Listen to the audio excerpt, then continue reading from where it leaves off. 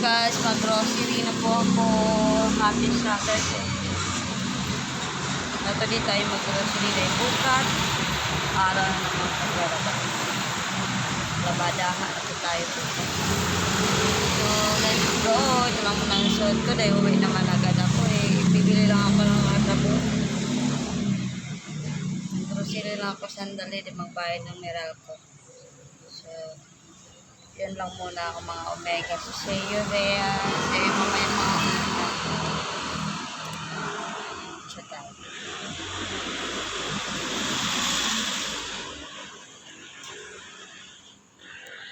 Bye! 2,000 years later. Hello mga Omega.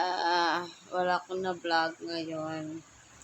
Dahil, yun nga, nilalagnat ako.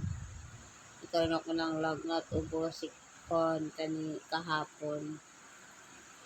Tapos, may naitim na dito, dahil nga na ano ako sa oil, yung pisik niya sa pupito na isda. Mabutit hindi pumasok sa mata ko. Kaya, yun, grabe, ayan, sakit ng ulo. Kahapon, sakit ng ulo ko. Yun pala nagkaroon ako ng sipon at tubo.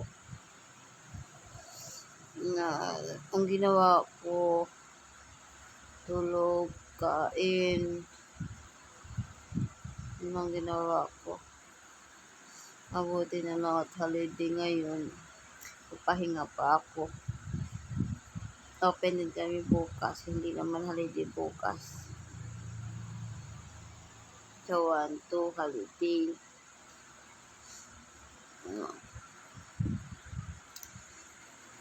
Naligo na lang ako. Nung nilagat ako, niligo ko na lang.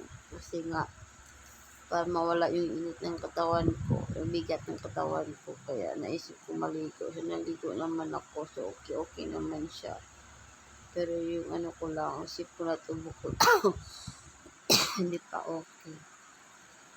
Ko alam kung kawi ako ng kaluukan.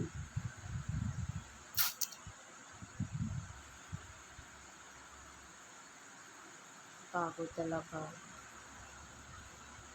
Yung bigat ng katawan ko. Minsan na kaya ang election. Hindi na kaya ang nanalo. Nagpa-fireworks nga yun sa labas. Celebrate na sila. Nanalo na siguro.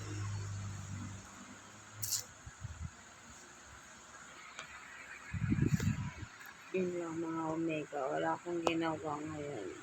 Hindi. Tulog. Tagal ako mamising kanina. Tulog lang ako. Then, sobrang sekong katawan ko kanina. Bumangon lang ako mga malapit na alas 12 dahil napito ako ng isda. Kumain ako bago uminom ng gamot.